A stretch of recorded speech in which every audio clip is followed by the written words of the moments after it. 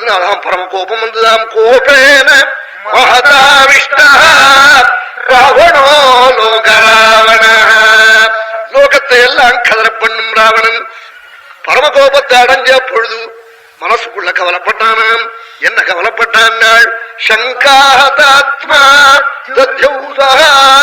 கபீந்திரம் தேஜசாவிருதம் கிமேஷ பகவான் நந்தி பவேத் சாட்சாதிஹாகதஹ ஏன சப்தோஸ்மி கைலாசே மயா சஞ்சாலிதே புரா சோயம் வானரமூர்த்தி ஸ்யாத் கிம் ஸ்வித் பாணு விவாதுரா.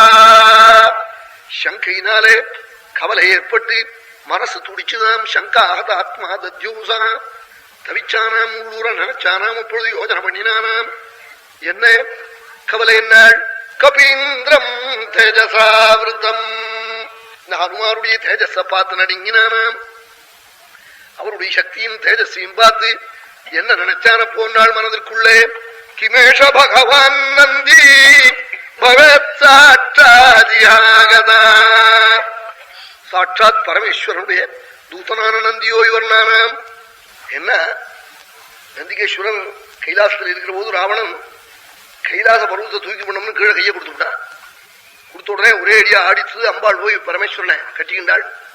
அப்படி நேற்று ராத்திரி இடி இடிச்ச போது எல்லாம் தூக்கி பிறண்டு கத்தித்து பாருங்க. அது மாதிரி தலையில அடிக்கிறா போல இருந்தது. என்ன இடி? எல்லாம் தெய்வத்தை மறந்த போதுதான் இப்படி எல்லாம் இடிக்கும் ஆடும் பூமி. சேலத்துல வெள்ளிக்கிழமை இன்னைக்கு பூகம்பம், திருச்சிராப்பள்ளியிலையும் பூகம்பம். அவன் அந்த 2 ஊர்ல மட்டும் உருவானே பூகம்பம். நாங்க இருந்தேன் வெள்ளிக்கிழமை 12 மணி, குழந்தைகள்லாம் ஹோன் கத்துறது. உடனே பூகம்பம்னு என்னமோ இது வருதுங்கிற அடுத்தது குழந்தையெல்லாம் ஹோன் அலறது. அப்புறம் எல்லாரையும் வெளியே வாசல்ல வரணும்னு கூப்பிட்டேன். 2-3 செகண்ட் இருந்தது. நான் எல்லாம் முன்னாடி அகர்மமா அதை பண்ணி பண்ணோம், இதை பண்ணி பண்ணோம்னு 2 ஊர்லயும் எல்லாம் நடந்தது. உடனே 4 நாளைக்கெல்லாம் ஆபத்து வந்துடுது. எல்லாம் கேட்டா நாங்க இதான் காரணம் சொல்லுவோம். நீங்களாம் அஷடு வைதிகால்னு ஒன்னா சொல்லுங்க. வேற காரணம் இருந்தா சொல்லுங்களே. ஏதாவது தெய்வத்தையோ தர்மத்தையோ நாம் நம்பாம எது பண்ணினாலும் நாம் நன்னாவே இருக்க முடியாது. அதுக்கு விரோதமான காரியம் நமக்கு வேணா புரியாது. அவன் சிலவன் பாய்சனை சாப்பிட்டானா கொஞ்சம் நாள் ஆகும் மயக்கம் வரத்துக்கு. வெறிட்டனா இருக்கிறவனுக்கு சிலவன் சாப்பிட்ட உடனே போடுவான். அதனால நம்ம தேசம் தெய்வம் தர்மம் இந்த 2ஐயும் மறக்காமல் இருப்பதற்கு எப்படி எத்தனை பண்ணணுமோ அது மாதிரி பண்ணணும். அப்படி அது சித்தத்துல ஓடிக்கிட்டே இருக்கணும். தெய்வத்தை மறக்கவே கூடாது. ரொம்ப பேர்கள் நாம் தெய்வத்தை நினைச்சுட்டு இருக்கோம்னு கூட மோசம் போடுவாள். நினைக்காமலே அவன் நினைக்கிறோமான்னு கூட நிச்சயம் தொட்டு பார்த்துக்கணும். நெஞ்ச ஞானவாசியத்துல அன்னைக்கு என்ன பண்ணினேன்னு எழுதி பார்த்துக்கூடாது. அவன் அப்படி லேகனம் பண்ணி பார்த்துக்கோ. என்ன பண்ணேன் நீங்க நல்ல காரியம் என்ன பண்ணே பொழுது முடிஞ்சு இருந்திருந்து இன்னும் அப்படி கணக்கு பண்ணி பாருங்கிறாள். அப்படி பார்த்தா தான் புரியும். இவன் கீழே கொடுத்து அப்படி இதுன்னு உடனே அம்பாள் போய் பரமேஸ்வரனை போய் கட்டின்னு விட்டாள். அந்த கம்பம் வந்த உடனே அப்ப என்ன பண்ணினா ராவணன் அவன் கட்டிக்காரனும் இல்லையா, உடனே சாமாவை கானம் பண்ண ஆரம்பிச்சுட்டான். பரமேஸ்வரனை கானம் பண்ணிவிட்டா அவன் ஹிருதயம் குளிந்து போடும். ஆசுதோஷி அவன் ஏச்சு புள்ளாம பகவான நாராயணனை ஏமாத்த முடியாது. நன்னா அடிவரிந்து அவனை தொட்டு பார்ப்பார் நெஞ்ச. இவர் மேலாழ்ந்த வாரியா மோசம் போட்டு அப்புறம் சுவாமிகிட்ட ஒருவரனை ஒத்தாசைக்கு நாராயணன் கிட்ட இப்படி எல்லாம் பண்ணுவாள். அப்படி வள்ளம் பண்ணிக்கிறது ஏதோ தம்பதிகளுக்குள்ள பிரேமையினால கலகம் பண்ணிக்கிறா போல. அது ஒன்றும் குறைச்சல் தாழ்வு அர்த்தம் இல்லை. இதுல அவன் பாட்டுக்கு உடனே காரணம் பண்ண தேவா தேவா தீவிஷாதா சத்தேபியோ தேவா தேவேபியோ நாம காரணம் பண்ணினா சுவாமி எப்படி குளிர்ந்து போய் அப்பா வாடா வாடான்னு உடனே ஓடினாங்க சுவாமி கிட்ட பரமேஸ்வரன் கிட்ட. ஒருபோது யாரு போனாலும் நந்திகேஸ்வரர் போய் கேட்டுக்கிட்டு தான் உள்ள போகணும். அவருக்காக உள்ள எத்தனை வேண்டியவனா இருந்தாலும் வாசல்ல இருக்க கூர்காட்ட ஒரு சலாம் போட்டுட்டு உள்ள போனோம். இல்லாம அவன் நிறுத்தி விடுவானே வாசல்ல. காக்காம உள்ள போனா என்ன காக்காம உள்ள போறேன்னா